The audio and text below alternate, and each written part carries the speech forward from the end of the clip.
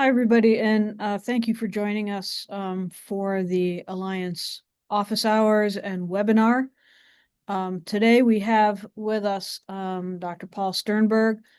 Paul is well known for his research using C. elegans on how the genome controls development, behavior, and physiology.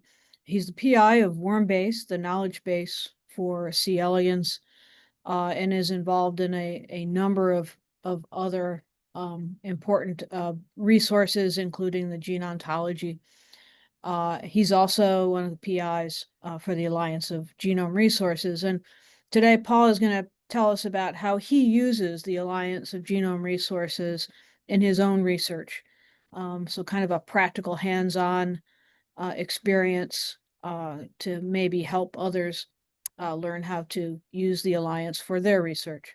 So Paul, thanks for giving the presentation, and I'm turning it over to you. Thanks for having me in this webinar series, Office Hours.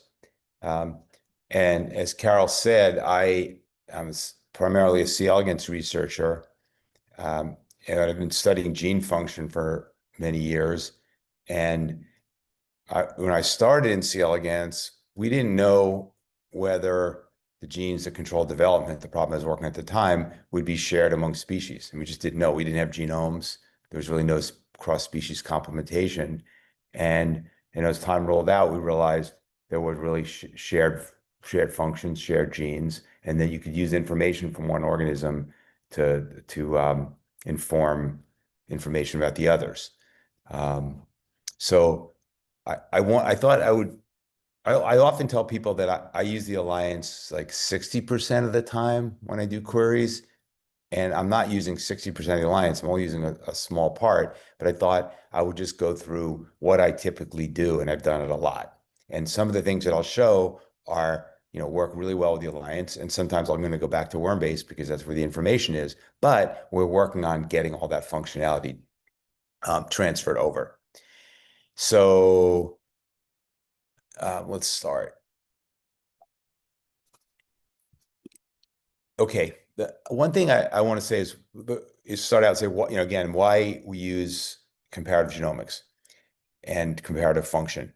Well, there's a really nice study from the Gene Ontology Consortium, Mark Fuhrman and Paul Thomas and others, and the whole consortium contributed data published last spring.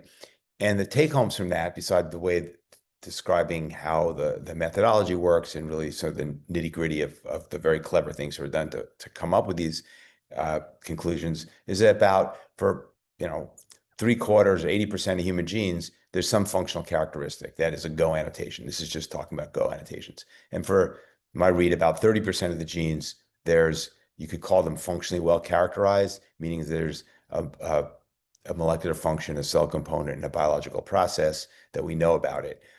But if you dig in detail on those 30% of the genes, I personally don't think you have enough information to act in a lot of cases. The other striking thing was that 2/3 of the information about the human genes comes from model organisms. This includes yeast, flies, mouse, rat, fish, frogs, worms, etc. So, that's kind of why we do model organism research, besides the intrinsic, really lovely qualities of each of our organisms, but also just to really inform human genes. Okay, so one of the things that we have accomplished in the Alliance is what you can think of as one-stop shopping for model organism information. So if you go back to the mods, you see a page for yeast database, Wormbase, Flybase, ZFin, MGI, rat database. And they're all different and they all have similar information, but you have to think about where everything is, especially if you're really fine-tuned to a particular species. So with the Alliance, you can get similar look and feel for each of the ones. And as we add, well, we're fleshing these out to get more information. Okay. The other thing I want to say, kind of going back to the big picture, is what I really want to get out of a knowledge base is for a particular gene, I would love to have some kind of crude mechanistic model of a pathway of what we know about it. But sometimes we have less information. So if you imagine, MAP kinase cascade, and you can think of it as in a hairball, a graph of what we know. You have the different proteins, the MAP kinase, MAP kinase kinase, MAP kinase kinase kinase, and a scaffold, and they're connected by physical and genetic interactions, and you have some idea that they're functionally connected. The genetic analysis would suggest that we have an order of action where the MAP kinase cascade works and it's supported by the scaffold, but you really would like to know more details of what's going on at the protein level. So, what the long-term goal I'd love to see, which we're not going to get to today because we don't have it, is to be able to look up a gene or protein and get some kind of cartoon of what it does. But we're on the way. Okay, so here the use cases that I typically use the Alliance for is I have a list of human proteins from, say, a proteomics experiment, and I want to know what's going on in worms with those because I want to do experiments in worms. I want information about an ortholog. I want to do a multiple alignment really fast. For example, I'm in a seminar and I hear about an interesting protein, and I want to know what does the worm protein look like and what's conserved. And then, as I just mentioned, we want to understand the pathway in which a gene acts. It's aspirational. Okay, so I'll start out with a project we're working on a couple of years ago. It's almost complete. So I've been hanging out in bioRxiv for a year and a half. And it's a protein called ITFG1 or Lincoln, and it's involved in collective cell migration. So the top shows a C. elegans, developing C. elegans male with the GFP labeled live imaging of this cell called the linker cell that's crawled halfway along the worm's body, dragging the developing vas deferens with it, so it connects up to the cloaca so sperm can get out. In a Lincoln mutant, what happens is the linker cell breaks off from the vas deferens, crawls all the way back. You can see the residual gonad on the left, which outlined in yellow, and the linker cell sitting sort of where it's supposed to be in green GFP. Okay, so an experiment that collaborators in Tui-Fen Cho's lab here at Caltech did, Kai-Wen Chen took a tagged human Lincoln or ITFG1 and expressed that in transient and stable breast cancer cell lines with MYC tags and pulled down proteins and analyzed them through mass spectrometry. The ITFG1 is the control. We already knew about RUVB1, RUVBL1, and RUVBL2 from previous studies in less interesting cells. So felt that this was a pretty good list. Okay, so what's the list look like? Well, it comes out as a set of uniprot identifiers.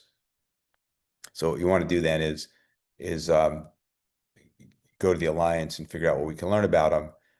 Actually, for this, there's a really nice prototype tool. So if we go to data and tools on the Alliance homepage, maybe I can do this live. Let's go do this. Okay, so we go data and tools to tools and prototypes. And one trend who's helping organize this series had developed this tool, SimpleMine, which is just really a query of pulling out information from the simple relational database. And the Alliance version of this, makes it simple. The idea is you can just almost do paste and hit return. Okay, so I have to say these are human proteins, and I want to see them in HTML. I could pull out a tab delimited file, which is usually what I want to do. I don't want all the information, so I go down here, remove all the check boxes, and I want to get the gene ID, and I want the C. elegans ortholog. And I will paste in the list of genes, uniprot identifiers for those proteins, hit query, and wait a second, here we go. So now I've pulled out the input, the gene ID, HGNC ID for that, and the C. elegans ortholog or orthologs. Now, if I want to use the gene names, so if you look here, for example, I don't know if DAF1 and SMA6 are two different SMAD proteins. similar to P36896. So you have to do a little munging in, Excel or Word or whatever to pull out the individual genes, but then you can do further queries. And let's go back here. Okay, so this is doing what I just did. I pull those out. I can separate them out, pull the list, and then I can want to say, well, okay, one of the genes was interesting was, uh, I'll just give an example of NDK1. So now what I want to do is I have a list of genes and I want to, from SimpleMind, I can also get their phenotypes out. So, and I want to look at mutants and C. elegans to see if they affect the linker cell migration. Okay, so if I go to, for example, NDK1, one of the hits, then I can go down on the lines page to alleles and variants. I see that there are variants. In particular, there's this NC. It means it's probably just a random SNP with a missense variant, and TM525 I know is a deletion allele. Now I want to find the strain for that, so I have to go back to Wormbase.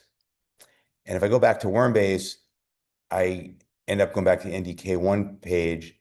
I go to the genetics section and I find that there is a strain carrying a mutation in NDK1. It's not the allele that was on the Alliance. I don't know why this one isn't on the Alliance, but it's a different one called OK314. There's a strain there. And now I would link to strains at the stock center. Now, right now at the Alliance, we're developing a view of reagents like strains, and other constructs, and the wherewithal to go from the gene pages at the Alliance to the relevant stock center. So the Bloomington Stock Center for Drosophila, Jackson Labs for mouse, the University of Minnesota Synovitis Genetics Center for worms, et cetera. That's the CGC. So we link there, we can get the strain.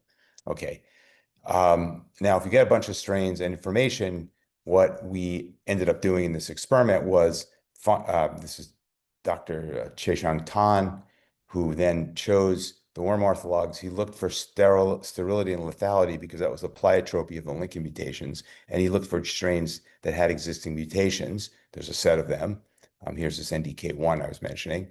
And then he started looking at those in a systematic fashion at the linker cell. And he found really nice phenotypes for a few of them, where this is now linker cell migration defects in three of these genes. Okay. So one of the things we want to do now is take the set of genes, the set of proteins I mentioned, and do enrichment analysis. Now, this is something that will be in the Alliance, but doesn't exist there yet. So we go back to Wormbase. There's a tool called enrichment analysis down here. And we paste in the gene names, which I got from that SimpleMind query. And I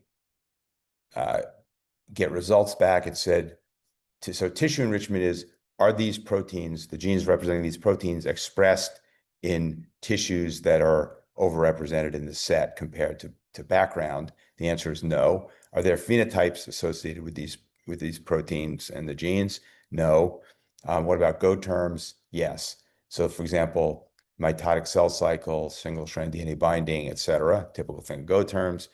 In the same query, you get back a graph of all the Go terms and their relationships. So this is molecular function, cell component, biological process, and these have been automatically slimmed with an algorithm that only gives you relevant nodes and tells you where which terms are enriched in this Alliance slim term. It's just another view.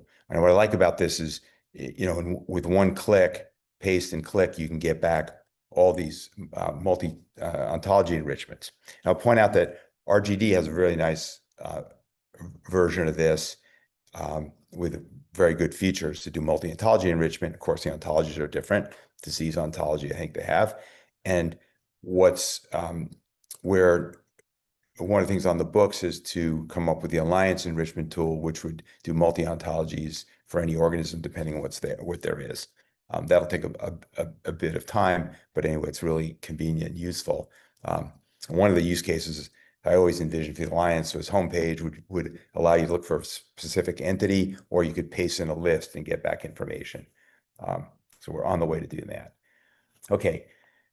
Other use case, so that was dealing with a list of genes, is to do a multiple alignment. And one of the great things about the Alliance is the ability to get the orthologs and the sequences really quickly. So let me just show you how fast this is.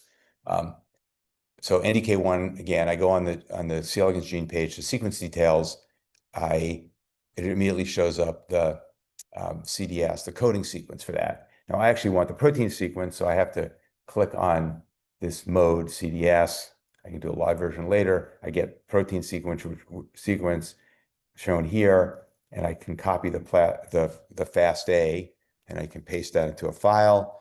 I now go back up on the same page to orthology. I go to humans, and I can say, for example, pick up NEM1, NEM2, click on that gene. I go back to the sequence widget. I switch to protein, copy the FASTA. I do that for the fly version. I'm not showing all the steps. And now I have a file with the 3 protein sequences. I put them in the right order. I think I have human, worm, and fly.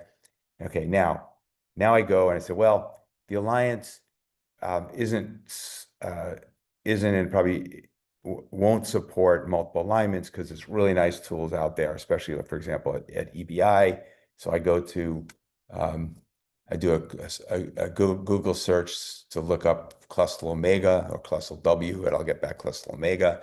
I go back to the I can then paste in my sequences here at the bottom of the screen, hit return, and I get back, wait a minute, I get back a nice multiple alignment with the C. elegans protein. Here it's called F25H2.5.1, the human protein and the Drosophila protein. And you can see the multiple alignment. And as you know, an asterisk means absolutely conserved throughout all the query sequences. Colon or dot is conserved, and a dash, of course, means it's not there. So you can see that the N termini differ a bit. There's definitely a core, very highly conserved core, all the way to the C termini.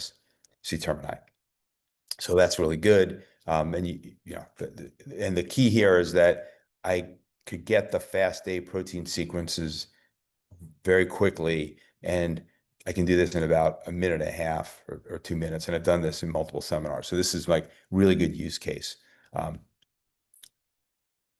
Okay, let's see. Right. So then I want to talk about looking for interactions. And one of the things we can do for example, for NDK1, I go down the gene page and start looking at molecular interactions and realize that, oh, dynamin, I know dynamin. I know what that is. Let me look at that, look at the paper, and really convenient in the Alliance.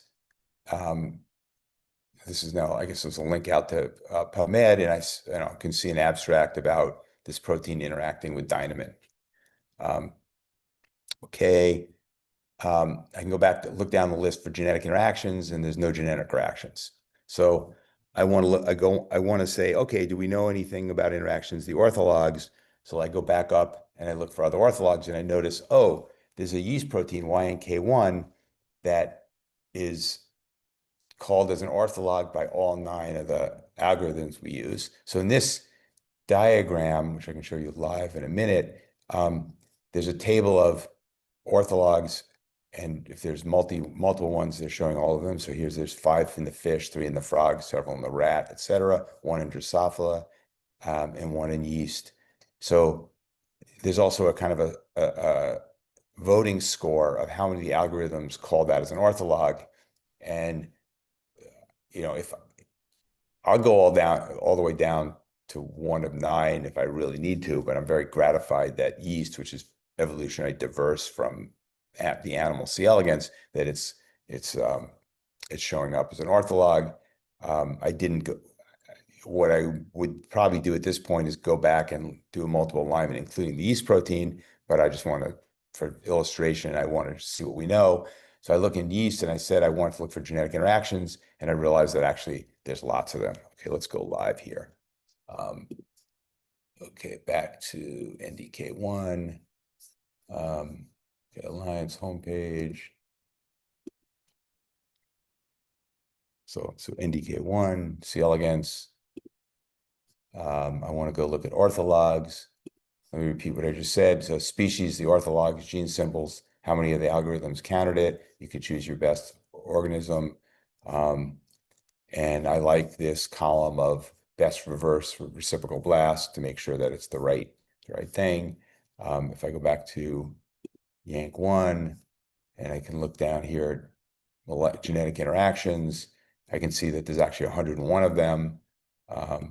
So I might want to look at almost all 100 and scan through.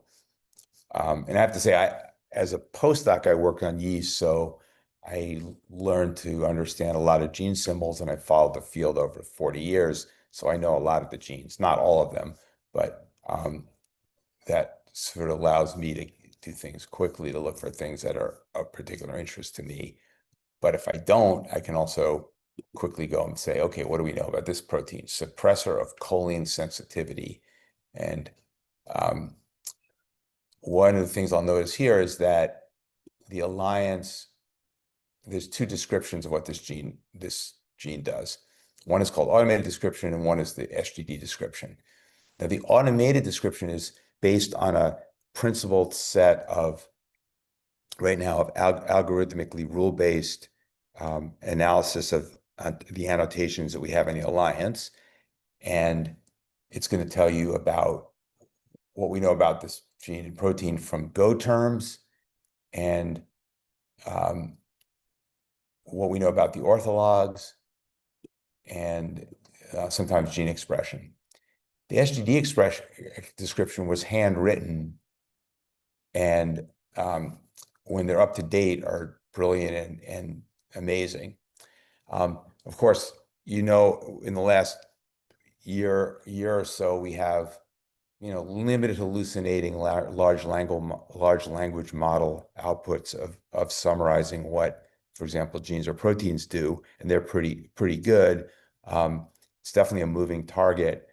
We are working on ways to combine the structured information from the alliance and the mods with language model descriptions and smoothing it out, so we'll get something that's very very readable and possibly more complete and still accurate.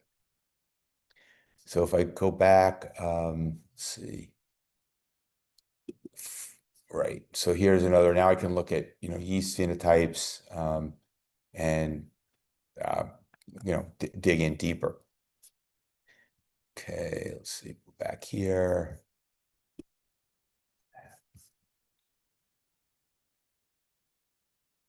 Sorry. Something wrong here. Okay. Right. Okay. Okay, I want to come back to pathways now. So let's see if I come back to something. Let's try TP53. Okay, we should have pathway information about this. So this is, of course, P53, a very well-studied protein. And we have, under pathways, there's reactome pathways, which for some reason don't exist for this protein, which they should. And GoCams are generated from the Gene Ontology Consortium, and they're pretty focused on human proteins. And if we go to, I can look at which ones they have. And if I want to say, look at signal transduction by P53 in terms of DNA damage, then I have to go back. I go back out to the Gene Ontology Consortium, where it should have a good pathway version of this. And this I love because this is the kind of the genetic pathway, which has now been augmented with metabolites, and we can see each of the proteins Here's TP53. It's inhibited, negatively regulated by MDM2, which is positively regulated by MDM4 and has input of RAD54. There should be a key. Here's the legend. Right. So RAD54 is presumably making a structure that can be recognized by MDM4. But we can get a very simple pathway view. So this is, I would say, if we go back to PowerPoint,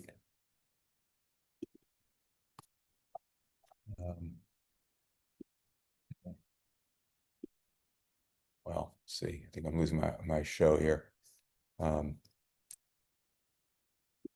Okay, so let's see, I will go back to the home page. Okay, so what, to kind of sum up, I've walked you through several use cases and showed you what the Alliance has and doesn't have. So for finding information about one gene, it's very quick. Finding orthologs and the sequences and being able to do multiple alignments, very quick. Finding information about lists of genes is very useful, especially with this, what's really a good ID mapper, because it used to be quite painful to go from the UniProt IDs to a list of, say, C. elegans gene names and then pull out the information about them. And the final thing I'd say about the pathways is we have displays of information about pathways. It's not yet as comprehensive as the sum of all resources, but it is in one place. So my hope is for us to continue to get all the information in one place, and when we don't have it, have appropriate link outs. The Alliance can't do everything. It won't do everything, but it can hopefully be the best starting point. So about a year and a half ago, 2 years ago, I started switching over from starting at Wormbase to starting at the Alliance, and the main driver for that was actually the orthology. And when I do that as part of the development group for the Alliance, I'm continually reminded about what we can do, and I'm excited about that and all the things that we need to do and the work that we need to do and focus on. Thanks for your attention. I'll take questions. Thank you, Paul. So if folks have questions or comments, they can either raise their hand or put something in the chat. And I can start. Paul, what do you envision the impact of like large language models and chat bots and stuff is going to be for interfaces to the Alliance website? Yeah, so I think Lincoln Science Group in Toronto, and it started has working with Reactome, had come up with a large language model interface. So you could do a query and come back with what do we know from Reactome, and then go to the internet. And has started a project with the Alliance and UniProt to kind of use these structured databases as a starting point. So the idea is that the software starts with the database and queries what we know, and then expands that out. That's kind of one approach, so that as people get more and more familiar and demand, natural language interactions with software, it's a way to go. I think as I mentioned, for the concise gene descriptions or gene descriptions, we would use language models to pull out information from the knowledge base and from papers. And I guess this is the technology would be like retrieval augmented generation is, I think, what it's called. So you're using your structured information to tune, refine, and ensure that you're getting back, primarily true statements. If you keep it within the system, everything, of course, we believe is a valid assertion. Of course, there's going to be some, information in our knowledge base that's based on, bad experiments or fraud, but that's a really small percentage of it. So that's another way.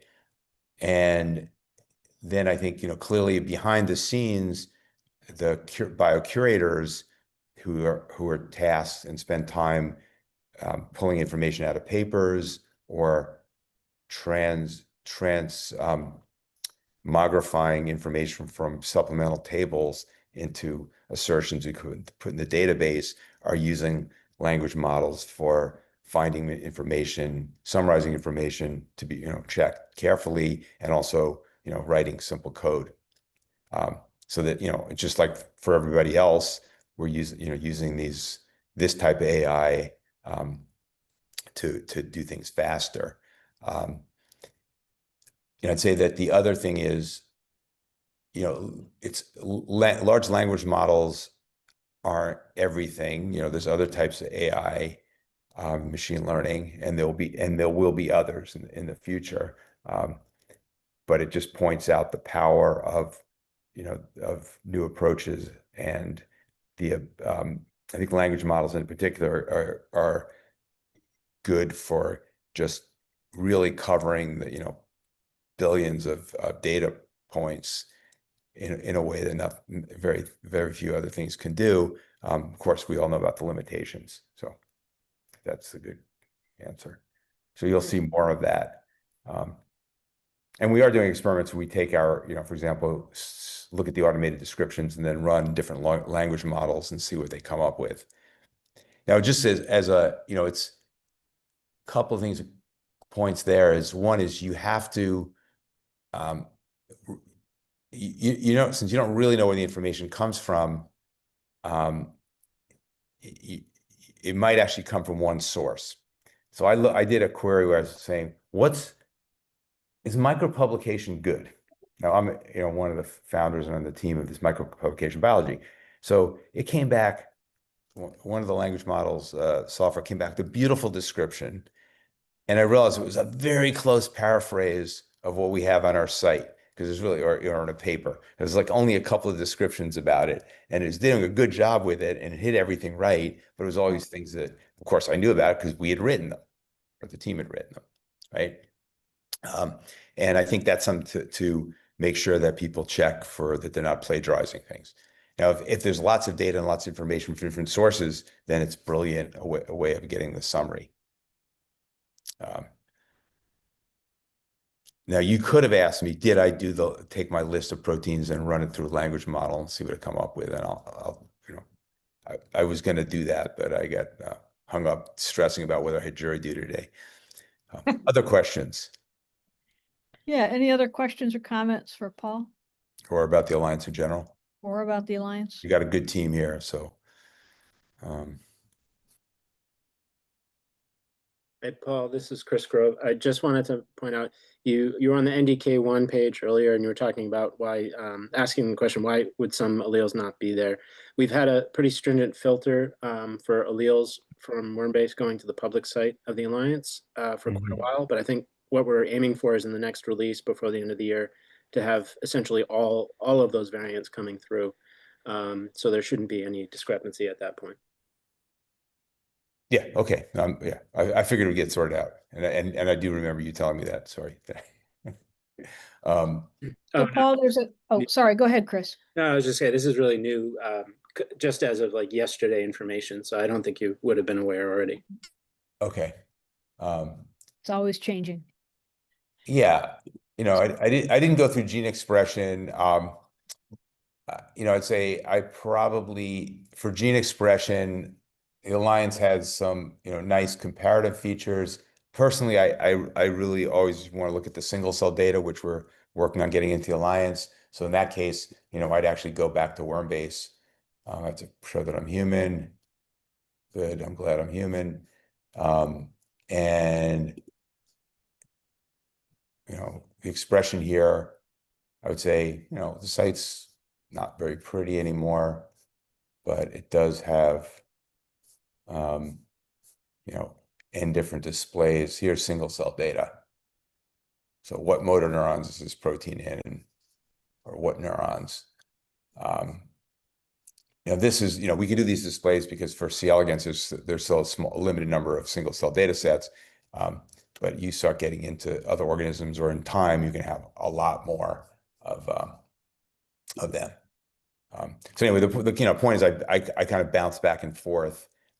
What I've started to do now is also bounce back and forth like SGD and figure out what SGD has that the Alliance doesn't have. And I also always like SGD because it has things that Wormbase doesn't have because it's more detailed and richer, in some ways, richer data models about the cells. Other questions? Yeah, so there's a question, could you please show how to do the protein alignment again? What tools did you use after copying the 3 protein sequences? Oh, okay. Let's see. I think, all right. So yeah, no, I had one that was okay. Let's see. Yeah, Hostile Omega.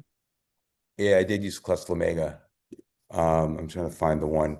Yeah, so yeah, I just have to hold on a second. Maybe I'm going to stop my sharing so I can find this file. Yeah. Huh. Okay.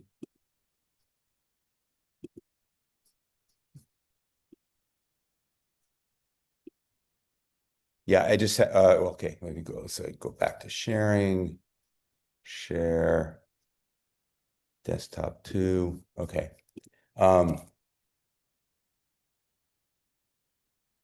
So NDK1, okay, if I want to get the sequence, I'll do this quickly here. Sequence details.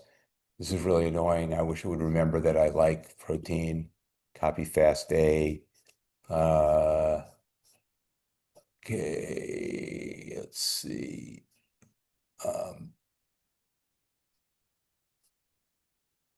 Cluster W. I like Cluster Omega. Okay, I can go there. Go back to the Alliance. You're not sharing your screen, Paul. Oh, okay. Well, that's, yeah. Didn't hit the button. Okay, good. Sorry about that. Okay. So I was at the Alliance and I pulled out the sequence. I guess you already know how to do that, right? So I pulled out the protein sequence, I copied it, copied the FASTA. I go to Cluster Omega, I pop that in, I go back to NDK1, I look at orthology. This case, I'll take the yeast protein, let's say, yeast protein, sequence details, protein, copy FASTA, go to Cluster Omega. And I'm just going to do this with the 2 proteins because it's simpler. Okay. So that really take like less than, it's like 30 seconds, I think. Boom. Okay. You see that? Yeah. Yeah. And yeah, the one thing is I always encourage people to do their own alignments because you get different information depending on what you put in. And it's interesting. Like you put it, sometimes put in just one other sequence, you can highlight things. If you go too far, you kind of lose the information, etc. There are websites with, already good alignments like Panther. We should link to that. But I think I do feel like it's good to do some of the moves yourself. So yeah, this is nicer alignment because it's, in fact, the whole protein. Yeah, other questions? Did that answer it? Yes, I think so. Yeah, I think this one, like, actually, I think the sequence detail, it's like really, almost trivial, but having the orthology there really makes a difference. What else? Does the Alliance have plans to produce a protein alignment tool? I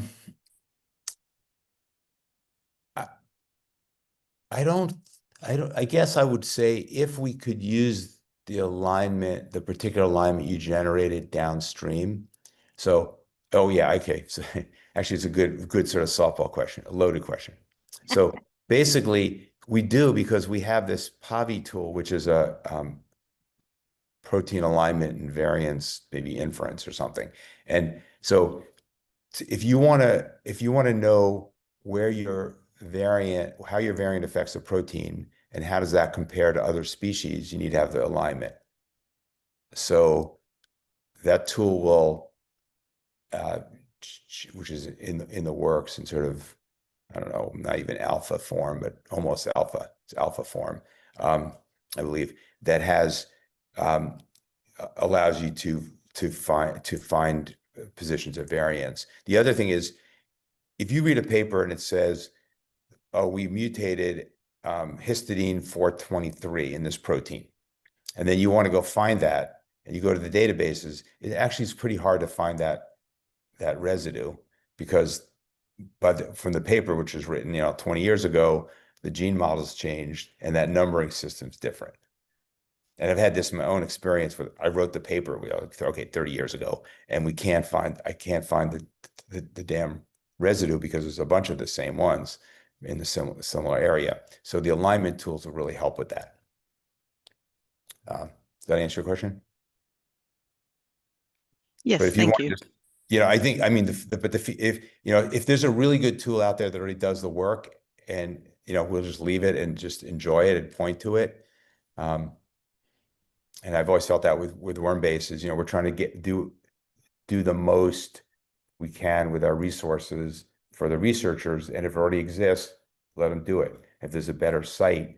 Now for what's interesting for the protein interaction, the interaction networks, we haven't really engaged in figuring out what we want to do for displaying networks. And, we're starting to move in that direction.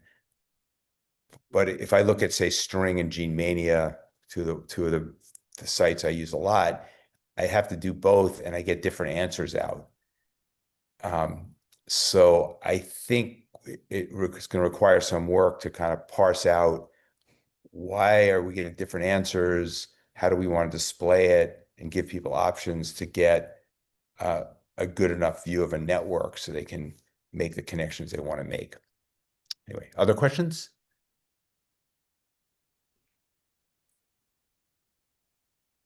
It looks like that's it. Stavros put a link to a useful bioinformatics tools page at EBI in the chat. If anyone wants to capture that, that's very useful. Thank you, Stavros.